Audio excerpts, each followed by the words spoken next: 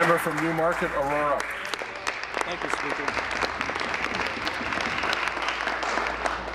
Speaker, my question is to the Premier. Speaker, the Auditor General said that what he saw going on at Ornge, and the lack of oversight by the Ministry of Health, didn't pass the smell test. His nose told him that. Well, the stench got worse this morning when the member from Willowdale brought it into the hearing room. Not one witness was able to come forward to give testimony this morning because of the member's stalling tactics. Now, we're told that he was put up to it by the political operatives in the Premier's office. Not again. What I would like to know from the Premier is what is it that they're trying to hide? Question. On behalf of the Premier, will the Premier tell us why the stalling tactics to keep witnesses from coming forward? Premier. Speaker of the Minister of Community and Social Services. Government House Leader.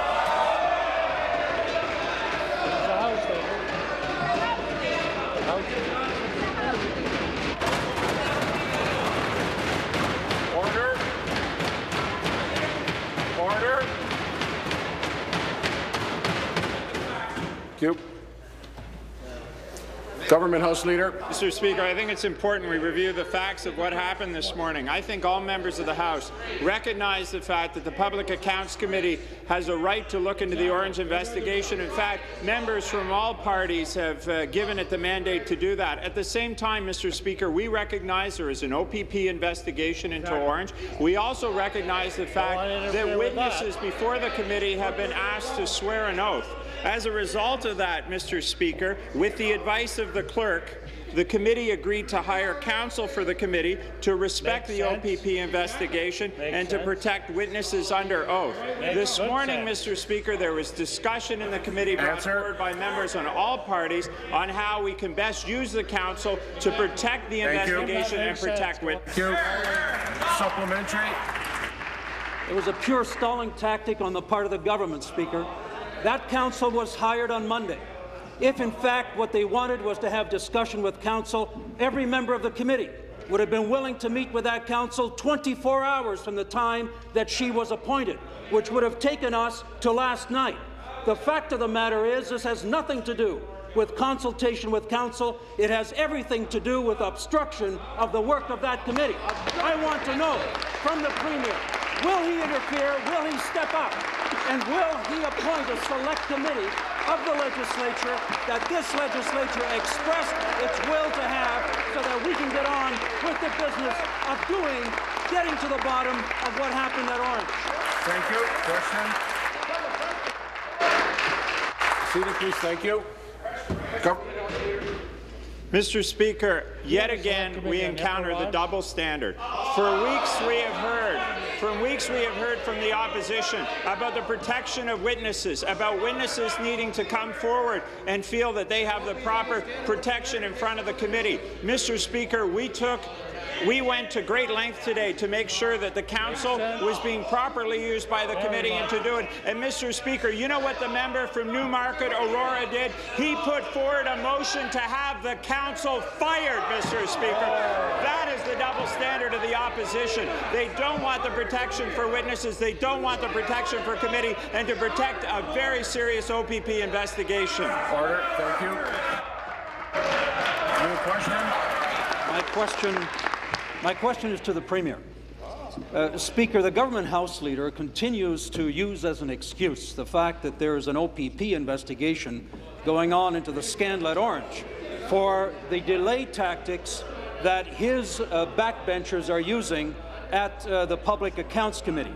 I want to remind the House Leader and the Premier that in the federal Liberals ad scam scandal, there were three things going on at the same time. The public accounts review of Sheila Fraser's report was going on, an RCMP investigation was going on, and eventually a full public inquiry, the Gomery Report Commission, was going on. Members here know full well what the parameters of our investigation are. Will the Premier call off those obstructionist tactics and let us get on with the business of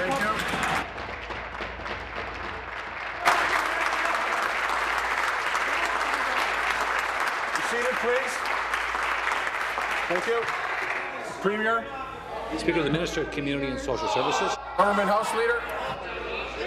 Mr. Speaker. This question Mr. Speaker, I would like to remind members of the House that the government members voted.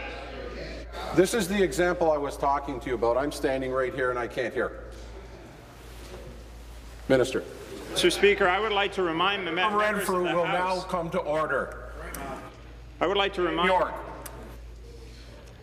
I would like to remind members of the House that the government side voted to have the Public Accounts Committee look into the Ornge situation. That's right. Mr. Speaker, we've begun hearings. This is a very serious matter. Because of the fact that there is an OPP investigation, no one has suggested that we not have hearings, but we suggest that we follow the proper procedures so that the investigation is protected. I would also point out, Mr. Speaker, that the recommendation to have counsel to the committee came from the clerk of the committee, Mr. Speaker, and the honourable member was undermining the recommendation of the clerk when he moved today a motion to have counsel fired, Mr. Speaker. We do not want a kangaroo court, Mr. Speaker. We want to get to the bottom of this in a way. Supplementary.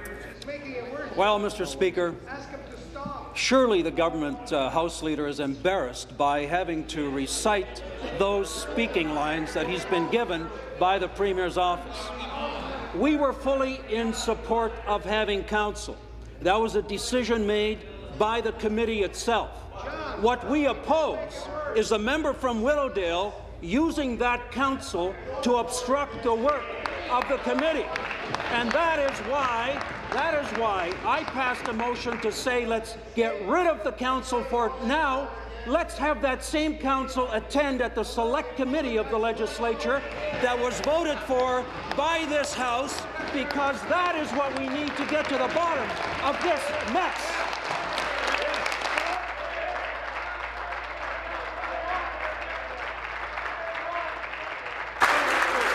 Seated, please. Thank you. Government House Leader. No, Mr. Speaker, I am just violating 23I. I am flabbergasted, Mr. Speaker. I am flabbergasted by the double standard.